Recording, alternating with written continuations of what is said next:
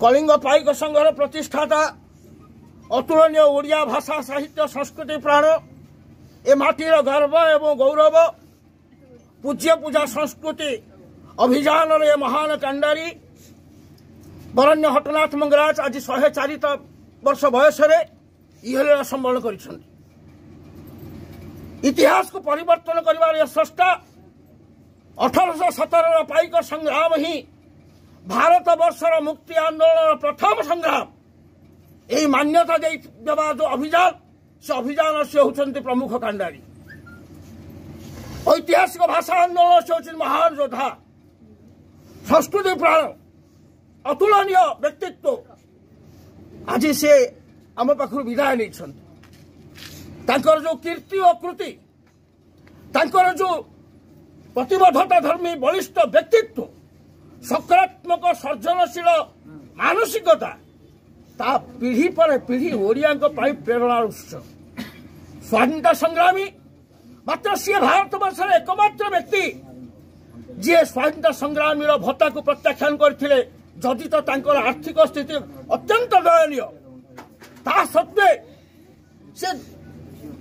गोटे आह्वान देते आमे भारतर मुक्ति पाई संग्राम करिछु वेतन भोगी नुहे एथु पाइबा पाई नुहे से ओडिशार एभଳି जन स्वाधीनता संग्रामी जे भत्ता को मध्य प्रत्याख्यान करते प्रचंड स्वाभिमानी अनेक राजनेता अनेक पूर्वतन मुख्यमंत्री तांको सब प्रकार आर्थिक सहयोग साहाय्य करने पाई आगे आछंती से कहा पाखे हाथ पतई ना स्वाभिमान एक मूर्तिमंत प्रतीक एभଳି जड़े बहुमुखी प्रतिभा दीप्त व्यक्तित्व जहांकर कीर्ति और कृति ये जातिर इतिहास ये जातिर पीढ़ी पर पीढ़ी आदर्श आहरणीय पण्य सी आज आम पाखु विदाय नहीं गोटे जुग अवसान अवर्तमान सृष्ट शून्यस्थान निश्चित भाव अपूरणीय आज आम एठी कलिंग पाइक संघ ओडिशा नागरिक महामंच पूज्य पूजा संस्कृति सुरक्षा अभियान भाषा आंदोलन ठारू आरंभ करी अनेक संगठन तांकर शेष दर्शन करुचु तांकर पार्थिव शरीर रे आमे समस्त श्रद्धांजलि देई आशीर्वाद भिक्षा करुचु ए जातिर स्वाभिमान प्रतिष्ठा रे आपनकर आशीर्वाद हो बहुत दुखित मर्माहत पितृतुल्य आम कलिंग पाइक संगठन प्रतिष्ठाता हटनाथ मंगराज आम जो व्यक्तिगत संपर्क